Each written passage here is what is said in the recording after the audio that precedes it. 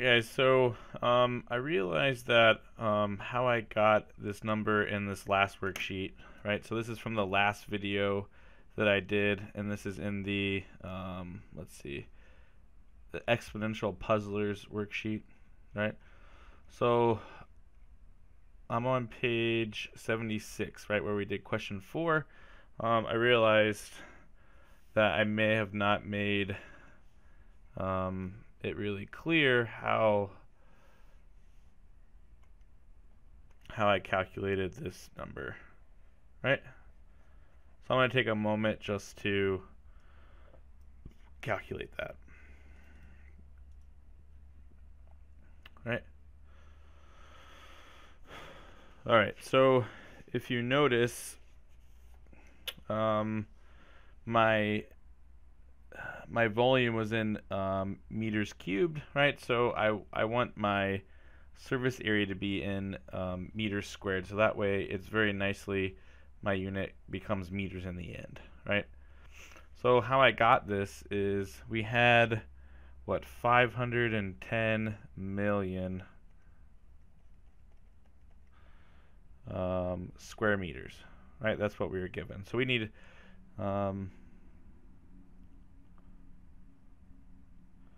no, we were given 510 million square kilometers, right?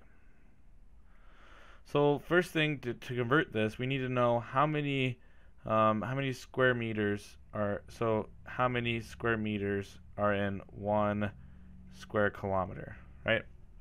Well, what I do know is that 1,000 meters is in 1 kilometer. So if I square both sides, right? So this would be like 10 to the third meters equals 1 kilometer, and then square both sides. Right, this gives me 10 to the sixth square meters in 1 square kilometer. Right, so this is a true fact. Right, so we need this fact. Right, so let me make some more white space. So what I can do then is 510 million kilometers squared is equivalent to 510 times 10 to the sixth million. This would be meters squared, right? So now I'm in meters squared, but now it's kind of awkward because I have this million part here, right? So 1 million is equal to 10 to the sixth, right? There's 6 zeros with a million. So instead of writing million, I can write 10 to the sixth. So this would be equal to 510 times 10 to the sixth times 10 to the sixth meters squared, right? So replacing 10 to the sixth with million. So then 10 to the sixth times 10 to the sixth, remember we add exponents, right? So if I have like x squared times x cubed, I add exponents, right, when we have the same base. So this would be 510 times 10 to the 12th meters squared, right? So that's how I calculated that number, right? So hopefully that makes that a little easier for you. All right. So now I'm ready to work in the worksheet titled Logarithms, right? So let me make this a little bigger for you. So it's just 2 pages.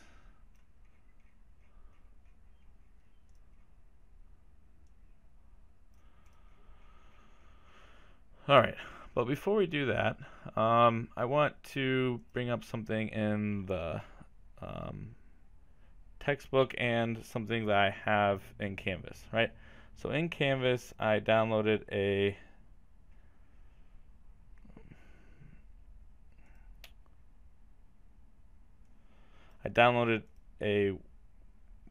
Word file for you titled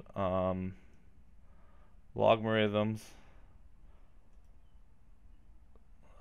Logarithms reference sheet, right? So it looks like this.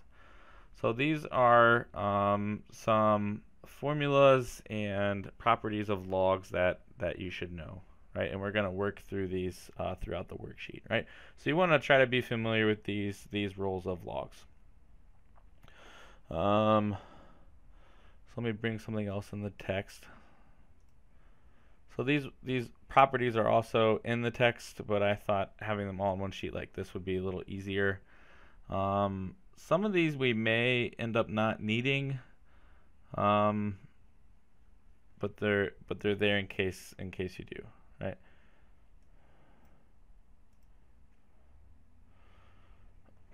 All right, so I'm just opening up the e-text here, so bear with me a moment.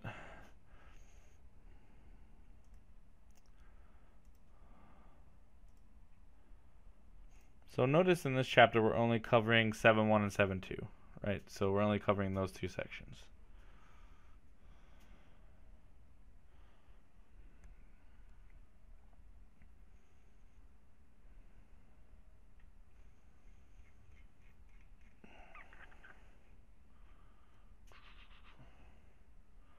All right, so remember what page this was on.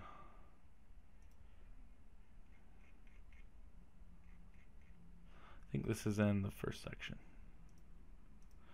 Right, so I want to bring up this page in the text that talks about logarithms, right? What they are. Here, this page, sorry. So this is on page 7-5, right? So chapter 7, page 5. So I want to pay particular attention to this chart, this definition chart, right? So a logarithm is essentially a inverse of having a variable in the exponent, right? So you're given here a formal definition. If we go above, we have this definition for inverse operations. I'm going to click on that so you can read over this. So it says an operation that reverses or undoes the effect of another operation, right? So for example, subtraction undoes addition, taking a square root undoes squaring, and taking the logarithm undoes raising to a power, right? So that's all a logarithm is. So we have some different kinds of logarithms, right? So here we have just our standard logarithm. So this is to some base. So these two statements are equivalent, right? So when we have arrows going back and forth in mathematics, it means if you have this, you can rewrite it like this side, and if you have this side, you can rewrite it like this side, right? So it does not everything goes back and forth in math, right? Another common log is here. So this is a common log. So this is if we have a base of 10, right? So notice here we don't have to write the 10 for it to be base 10, right? So if you see log with no number written as the base, it's understood that as the common log, right? And in fact, that's what your calculator has. It only has the common log button and the natural log, which the natural log is where we have base e, right? So a logarithm is simply a power or an exponent, right? So it might have a long definition, but here in this green box is reminding us of this, right? So whenever we see log of something, that's an exponent, right? And that's where a lot of these rules come from, right? If you're really comfortable with your exponent rules, then the log rules will make sense, right? All right, so let's go back to the worksheet. Maybe make it a little bigger.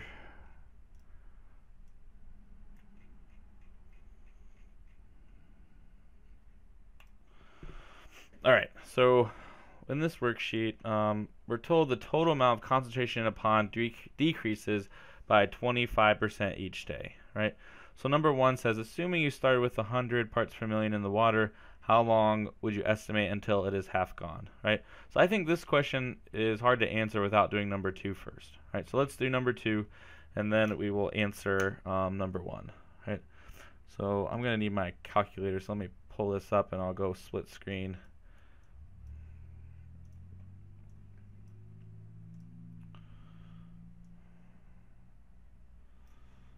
There we go. Right. So we're going to start out with 100 here, so day 1. So to get day 1, right, I'm going to multiply by 0.75, right? If I decrease by 25%, my multiplier is 0.75. So this would be 75, right? So then now I need to take 75 times 0.75. So there I get 56.25, so 56.25. And then for 3 days, I need to take this value times 0.75. So I get right 42.19 if we round, right? 42.19, right? So then here we can already answer number 1, right? So notice day 2 we have 56 parts per million. Day 3 we have 42. So somewhere in between 2 and 3, right? We would say that there were 50 parts per million, somewhere in between here, right? So number 1, what we would estimate is that it would be somewhere between 2 and 3 days, right? Somewhere in between 2 and 3 days, right? So notice we can't get an exact number by doing this, but we can get an estimate, right?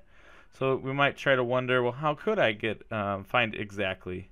And that's where logarithms are going to come in handy, right? But we still need a answer for t, right?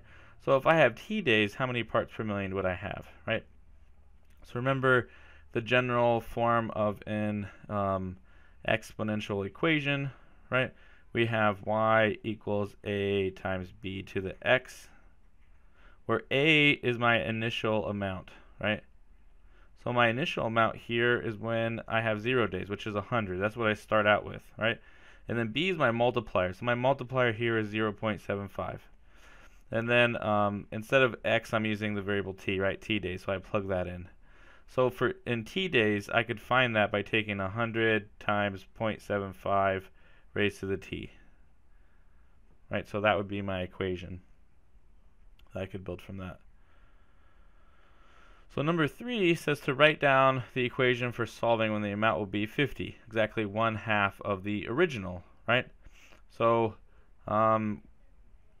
again, another form of an exponential equation is this guy, right? P equals P naught times 1 plus R raised to the t. So I'm really comfortable working with this equation also, right? So it's important to be able to recognize, what would P and what would P naught be. So P naught's my original. So I know P naught is going to be equal to 100, right? Where P is going to be 50, right? That's what we want to get to. So my equation would be 50 equals 100, and then this 1 plus R is my multiplier, right? I already found that to be 0.75. Or if you wanted to plug in 1 plus R, that's fine. R would be negative 0.25 in this case, right? Because we're decreasing by 25%. So 1 minus 0.25 would give me 0.75, right? So either way. And then we would have t here, right? So this would be the equation that we would need to solve. So t would equal the number of days to have exactly 1/2, right? To actually cut in half, right? So in a moment, we're going to work with this equation and learn how to solve it, right? But before, number 4, before we work into doing that, number 4 will help us become familiar with the notation, right? So as I'm working through these, I would probably have up this sheet, right? So this definition of a logarithm, this is what we're going to be using to go back and forth, right? So I would have those up, right, as I'm working. So for 4a, right, we just need to rewrite this using our definition. So maybe let's say that this equals x, right? I don't know what this equals, so I'm going to put x there so that way I can rewrite this. So what that would end up giving me is we have base 2 raised to the x power equals 8, right? So you're trying to think 2 to what power equals 8, right? Well, I know that 2 cubed equals 8, right? There's 3 2's multiplied together to equal 8. So this would equal 3, right? And how I remember the way this is written, right, is this little number down here, this is my base. And then this 8, not how I remember is the number on the bottom there is the base b and b. And then whatever's isolated over here is my exponent, right? Because that's the whole goal of a logarithm, is to find the exponent. So it makes sense that that would be isolated on one side, right? And then this 8 is just what's left over. That's what the expression is equal to, right? So you can remember it like that. Or another way that I've seen some people remember the notation is, let me write this large so you can see. If I have log base 2 of 8 equal to x, right? How they rewrite it is they start here at the base and then they go counterclockwise, right? So this would be 2 to the x equals 8, right? So I do 2 to the x equals that, right? So whatever way helps you remember that order, you can use, right? So you really have to know that definition of a logarithm in order to work through these, right? And the big idea that you want to get through this is logarithms are simply just a tool, a way for us to figure out what an exponent would be for an exponential equation, right? And see, in red underneath, I'm going to write how you could check this in a calculator, right? So how you would check this in a calculator, so let me show you in the sheet. We need to use the change of base formula, right? So I'll highlight this in green, right? So we need to use the change of base formula in order to do this, right? So notice how this is written. If I have log base a of m, right, then this is equal to log base b of m divided by log base b of a. So if I have, as long as I have the same base in the top and bottom, I simply just divide, right? And how you remember is the a here in this notation is lower than the m, right? It's base b for bottom, right? That goes on the bottom, right? So that can help you remember that notation. So personally, I prefer to use L, the natural log, ln. It's just less writing, right? So how you could check this in your calculator is take ln of 8 divided by ln of 2, right? So if I do this on the calculator, right? So I know it says don't use the calculator, which we're going to, but I want to give you practice of the change in base formula also, right? So if I do ln, which is this button here, of 8, and then notice I close my parenthesis, and then divided by the natural log of 2, then we get 3, right, which is what we had before. So for part B, how I would check this in the calculator is take ln of 9 divided by ln of 3, right? So, you know, think of like a division bar here, right, to help you remember. So if I do ln of 9 divided by, oops, I need to close my parenthesis, divided by ln of 3, then I'll get 2, right? So this is equal to 2, right? So then how to do this by hand is if I have log base 3 of 9 equals, we'll say, y, right?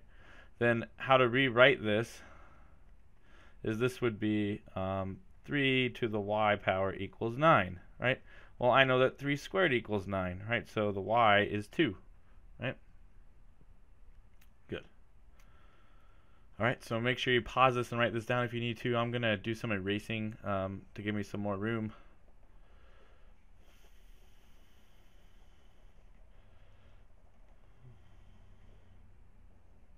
All right. So then part C, we have log base 10 of 10,000, right? So again, to check this in the calculator, we would do log of 10,000 divided by log of 10, right?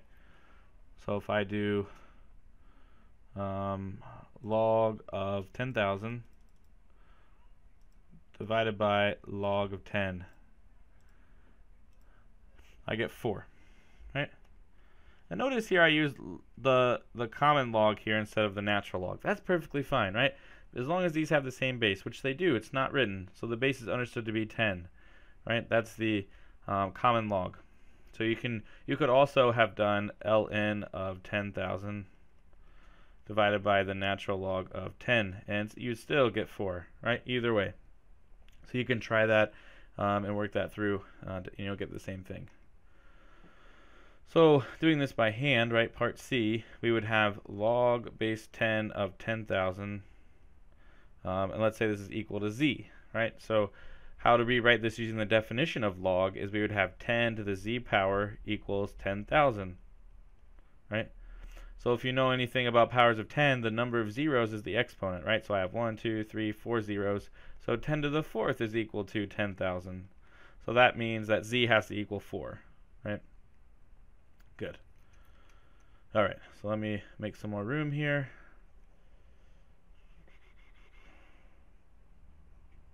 Right. All right.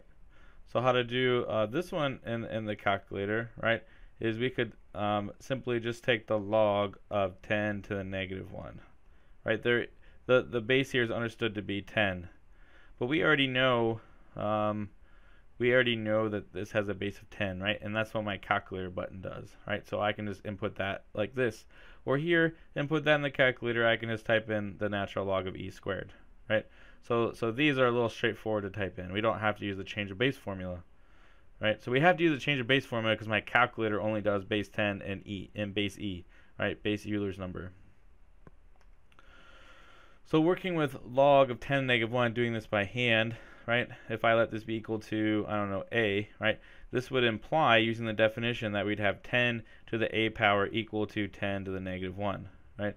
So one thing that you'll notice on your formula sheet, right, that I gave you is this property, right? This first one. Right, that I just highlighted in green there. So if we have a to the u equals a to the v, then u has to equal v, right? So basically what this is saying, right, is if I have the same base, like here, I have 10 to the a equals 10 to the negative 1. So if these bases match and we have an equal sign in between, their exponents have to match, right?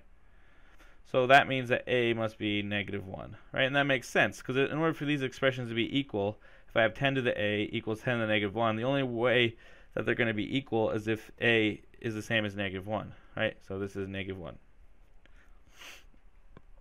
And then lastly, the natural log of e squared, right? This would be e to the, so if I let this be b, this would be e to the b exponent equals e squared. So again, same rationale, we have the same base, and these are equivalent to each other, so their exponents have to be the same. So this would be 2, right? So that's what all of those would equal, and you can play around entering those in the calculator also,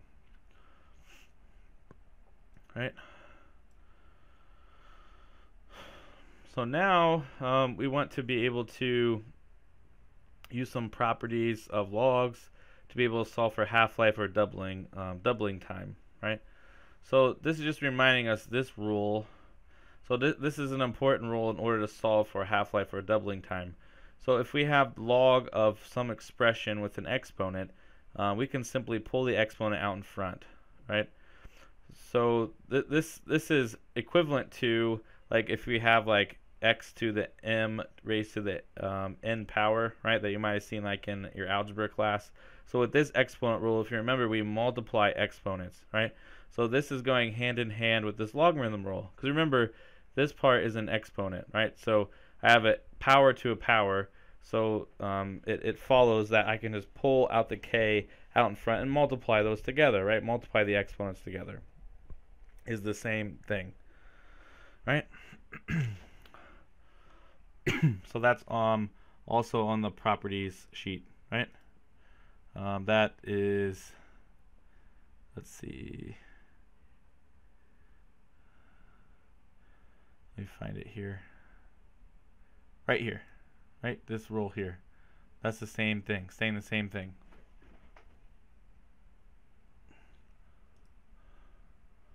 Right, so they're in red.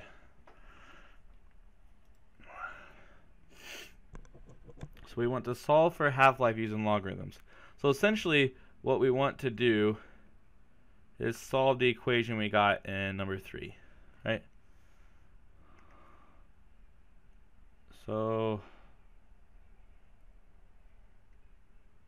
let me just bring this down.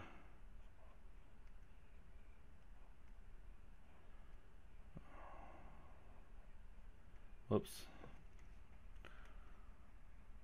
Didn't select all of that.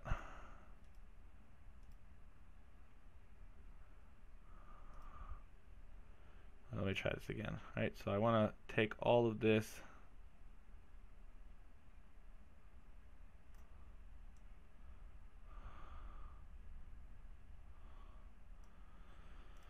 All right, well, it doesn't want to grab all of it, so I'll just come down here and rewrite it, right? So what we had was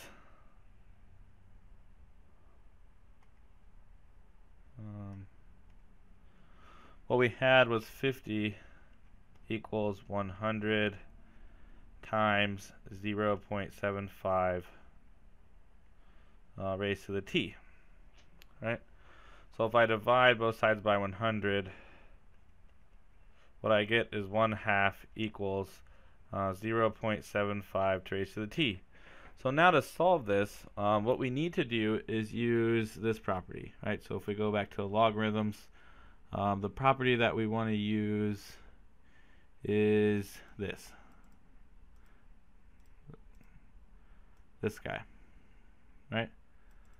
So what this says is if we have an equation, I can take the log of both sides, right? As long as the base is the same. That's why the a is consistent, right?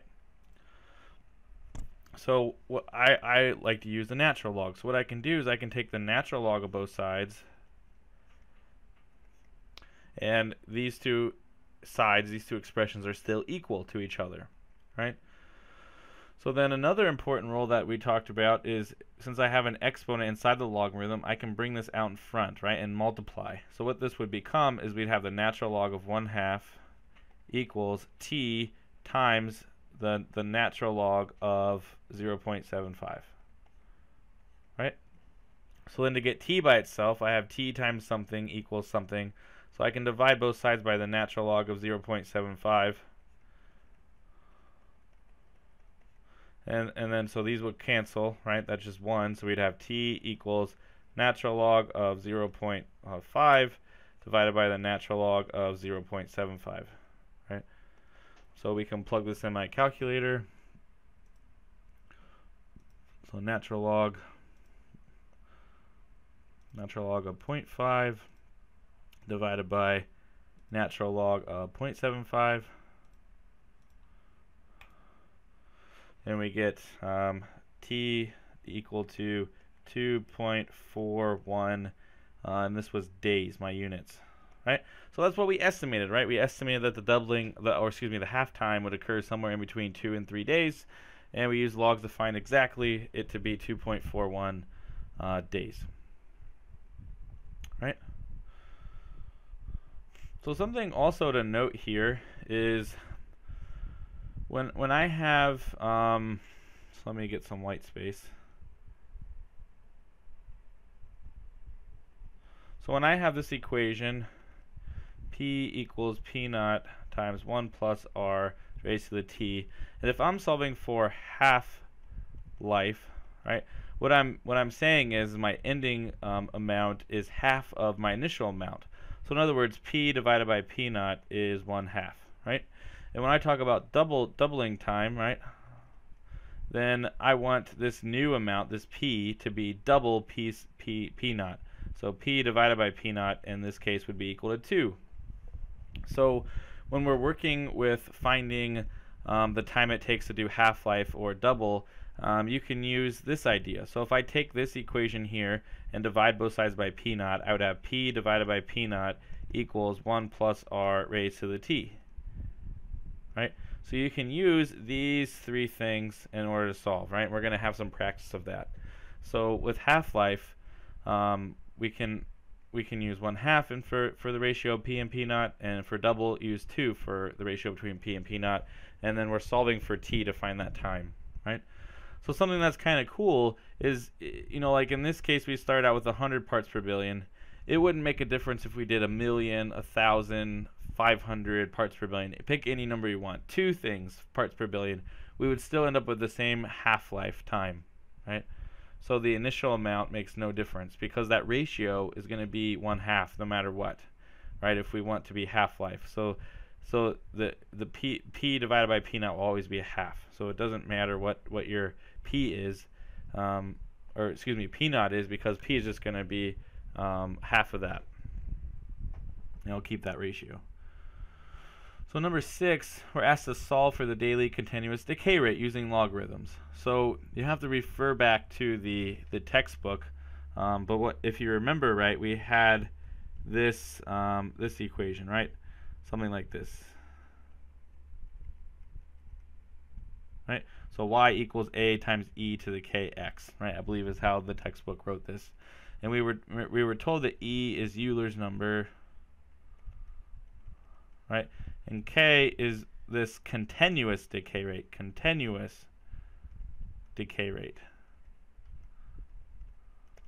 right? So me personally, what I like to do here is I want to rewrite this in a different form, right? Because my other equation that I like to use is p equals p naught times 1 plus r raised to the t, right? Where r here, this is the average decay or growth rate, right? This is the average rate, right? So if I rewrite this equation, I could make this be p equals p naught. So I'm using p instead of y, p naught instead of a, and then I'd have times e to the k times t, right? So this is how I would rewrite this equation, right? So rewriting it this way, I think, is easier, right? So here, k is still my continuous decay growth rate, right? Here it's decay, but it could be growth, right? So then define this continuous growth rate. We need to work with these two equations, right? So let me do some erasing and make some room. Do some more writing.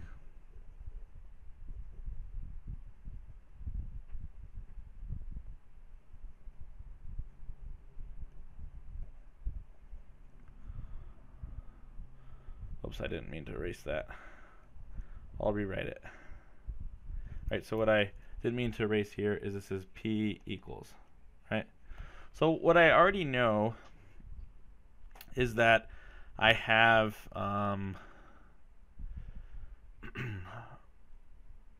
what I already know is that I would have p equals what we started with 100 things times, and then my factor here is 0.75 raised to the t, right? This is my equation from before, right? But this is also equal to p, so that means that this would these two things have to be equal to each other, right? So we could say 100 times 0.75 raised to the t is equal to 100 e to the kt, right? And I'm trying to solve for k, right? So immediately I can divide both sides by 100, and those go away, right? So then what I'm left with is 0.75 raised to the t equals e to the kt, right? So after I divide both sides by 100, this is what I'm left with. So now the trick is I want to get the exponents out of being exponents. So the trick here is we have to take the log of both sides, right? And as long as it's the same base, that's okay. So again, you could do just log, but I like to do natural log. It's less writing, right? So when we take the natural log of both sides, these will still be equal. So now I can use that trick to pull the exponents out in front, right? So I can take both of these out in front. So we would have t times the natural log of 0.75 equals k times t times the natural log of e, right? So then notice I have factor of t on both sides, so I can divide both sides by t. And here when I divide both sides by t, I'm assuming that t is not equal to 0, which would be a fair assumption, right? So we would have natural log of 0.75 equals k times the natural log of e.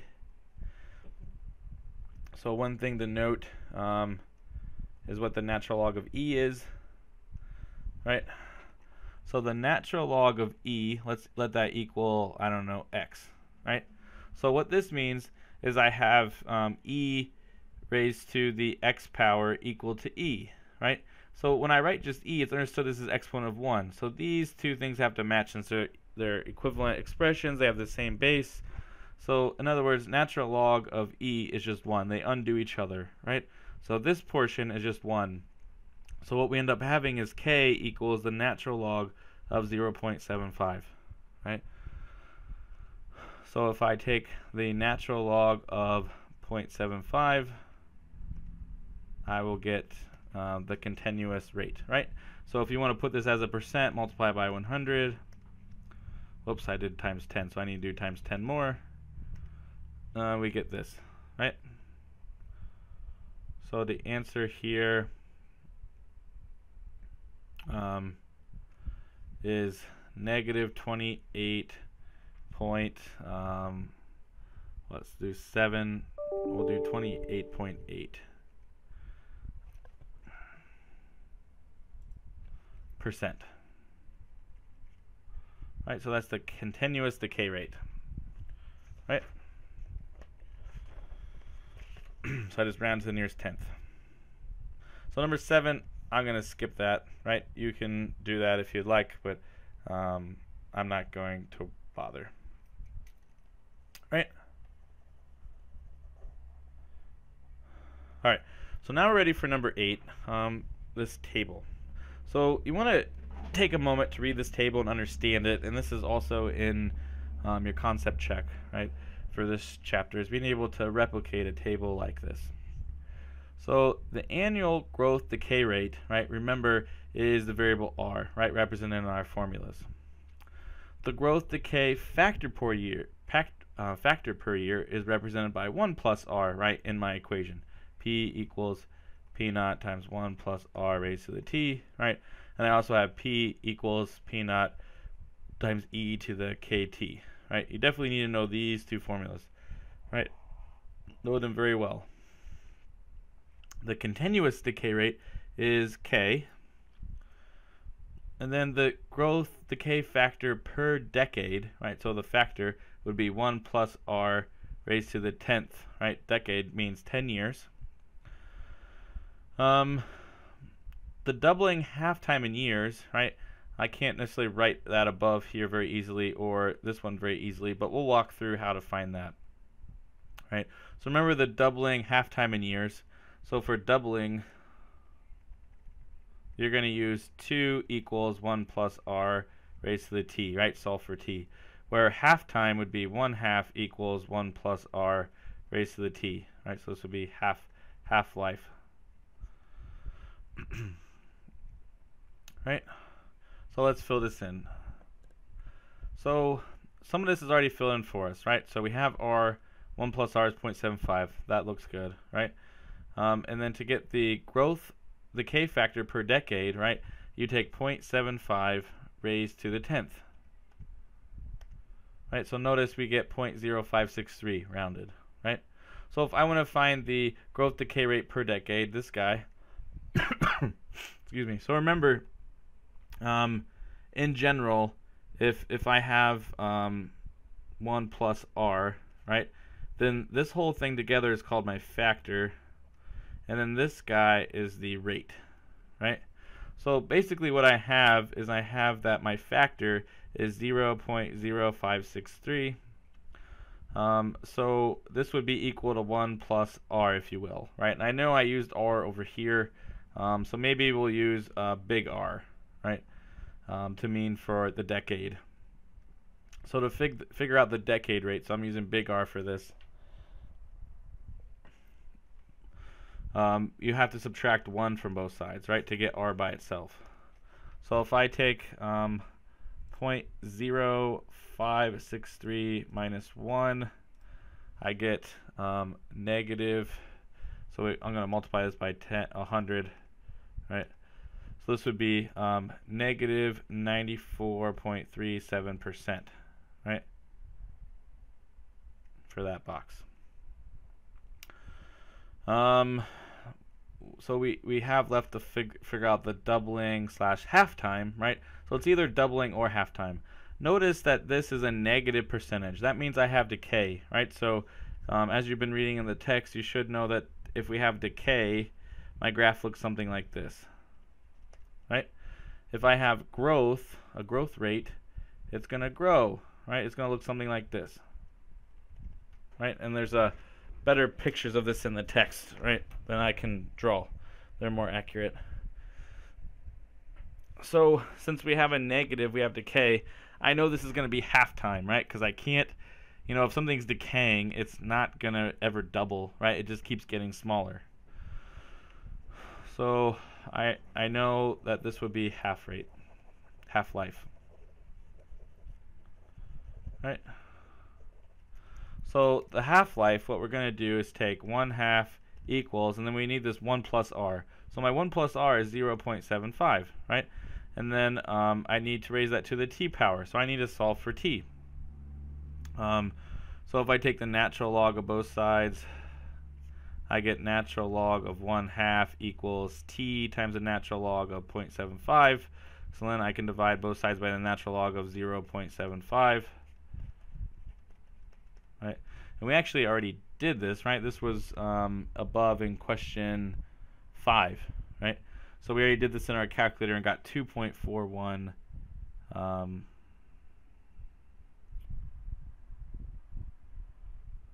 Right, so this is 2.41.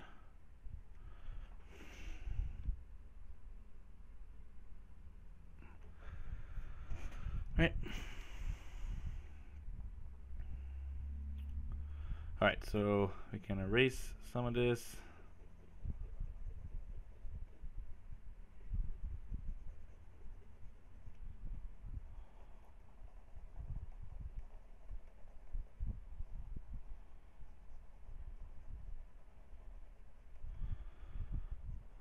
All right, so now we're ready to do the next row. All right, so I'm going to do this in a different color. Right, so to figure out this box should be pretty easy from this, right? So this is 1 plus r, this is r. So if I take 1 minus this, you'll get 4.3%. Right? So all I do is take 1 away from this, and you get that, right, in percent form. To find the growth decay factor per decade is also fairly easy, right? So we take this factor, 1 plus r, and we take it to the 10th power. So 1.043 raised to the 10th. And we get, 1.523. And then the growth decay rate per decade, right, would be, so what we have is that 1 plus big R is equal to 1.523. So I need to subtract 1 from both sides to get big R, right? So big R is equal to 0.523. So that becomes 52.3%. Right, so we found that. So then I have just one thing left to find, the doubling time, right? Because this is an example of growth.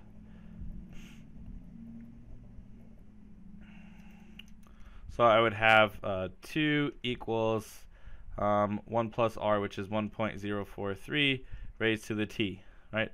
So I take the natural log of both sides. So we get the natural log of 2 equals, and then you'd have t times the natural log of 1.043. And then divide both sides by the natural log of 1.043. Right? So the natural log of 2 divided by the natural log of 1.043 gives me 16.46, right? 16.46. Right?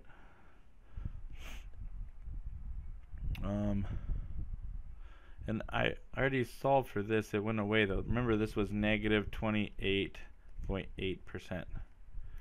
Right? Negative 28.8%. Right, so we solved for that actually in number 6, right, for that row.